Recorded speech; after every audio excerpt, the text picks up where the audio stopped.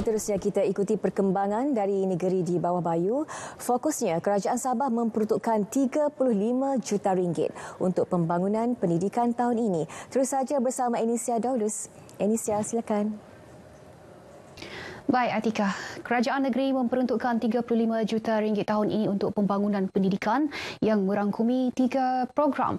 Ketua Menteri Datuk Seri Panglima Haji Jinor berkata ia melibatkan bantuan aktiviti PIBG Sabah Bagus, bantuan Ihsan Sekolah Sabah Bisbah dan Anugerah Kecemerlangan Pendidikan Sabah Aksa 2022. Inisiatif itu selaras dengan komitmen Kerajaan Negeri Gabungan Rakyat Sabah GRS memartabatkan taraf pendidikan negeri. Menurut Datuk Haji J, selepas GRS mengambil alih pemerintahan, portfolio pendidikan diletakkan bawah bidang kuasa Pejabat Menteri Tugas-Tugas Khas supaya perhatian khusus dapat diberikan kepada hal ehwal pendidikan sekaligus melengkapkan program dilaksana Kerajaan Persekutuan di Sabah. Demikian dinyatakan dalam ucapan yang disampaikan Menteri Kewangan II Datuk Seri Panglima Masidi Manjun sempena Majlis Penyampaian Bantuan Bakti dan Pelancaran Bagus Bisbah dan Aksah 2022 di Menara Kinabalu. Ujar Datuk Haji J, sebanyak 3 juta ringgit diperuntukkan untuk Bagus yang menyaksikan setiap PIBG di 1,500 sekolah menerima 2,000 ringgit untuk menjalankan aktiviti masing-masing. Manakala di bawah inisiatif Bisbah, 12 juta ringgit diperuntukkan untuk membantu 1,500 sekolah memperoleh komputer, mesin pencetak, peralatan bantuan mengajar, meja dan kerusi. Romania bersedia menjalin lebih banyak kerjasama dalam pelbagai bidang dengan Malaysia, khususnya Sabah. Antara yang menjadi tumpuan kerjasama dalam projek akademik melibatkan pertukaran kepakaran. Menurut Duta Romania ke Malaysia dan Brunei, Naina Barbulescu, pihaknya berharap dapat membantu Sabah dalam projek baharu akademik selain pertanian, tenaga boleh diperbaharui, projek hijau, pelancongan dan pengajian akademik.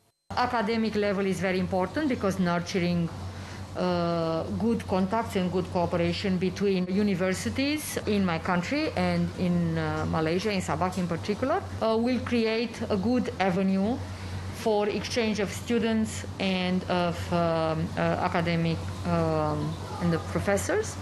Duta Romania ini berkata demikian dalam sidang media di Penampang.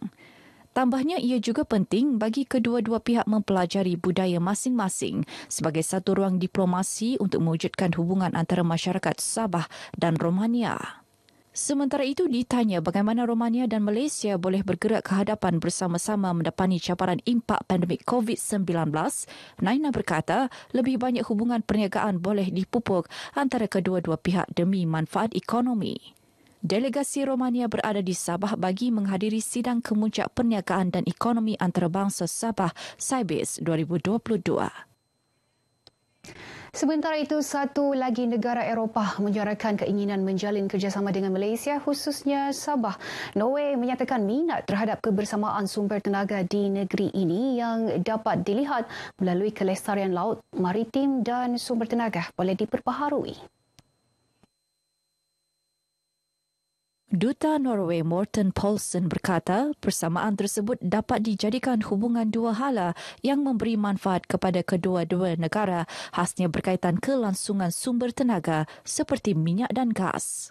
We're sharing these rich resources that we have been exploring over the years, like building an oil and gas industry, and now also looking into the renewable energies. So we think there's scope for further and increased cooperation within the energy sector. Beliau berkata demikian kepada RTM selepas mengadakan kunjungan terhadap Yang di-Pertua Negeri Sabah, Tun Dr. Johar Datuk Mahiruddin di Istana Seri Kinabalu. Kunjungan turut disertai pengurus besar syarikat penghasil tenaga boleh diperbaharui berpangkalan di Oslo, Norway, iaitu Skatec Arfin Ayenem.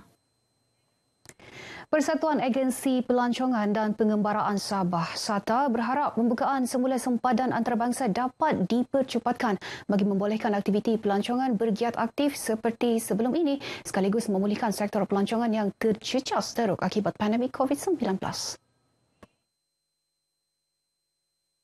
Presidennya Datuk Seri Winston Liao berkata langkah itu penting untuk memacu kembali aktiviti pelancongan yang memberi sumber pendapatan kepada penggiat pelancongan di negeri ini yang terdiri 90% penduduk tempatan. All of us are concerned about the economy of Sabah, and to support our Chief Minister, because they have voiced out in the newspaper that they are going to reopen the international border. So I'm thinking of to support our Sabah government, because after all, reopening of the international border also need approval from the federal government. Even though the domestic economy is getting better, but the spending power is still very limited. Beliau berkata demikian ketika perjumpaan ringkas bersama 19 persatuan pelancongan di Kota Kinabalu. Pertemuan bagi mendapatkan pandangan mengenai persediaan yang perlu dilaksana bagi menerima kehadiran pelancong antarabangsa.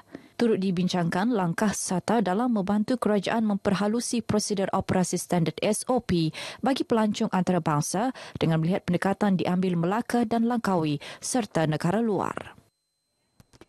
Program kepimpinan dan pameran keusahawanan wanita yang berjaya dengan jayanya di Kota Kinabalu dilihat menjadi wadah perkongsian ilmu serta pertukaran idea berkaitan pembangunan wanita dalam bidang keusahawanan.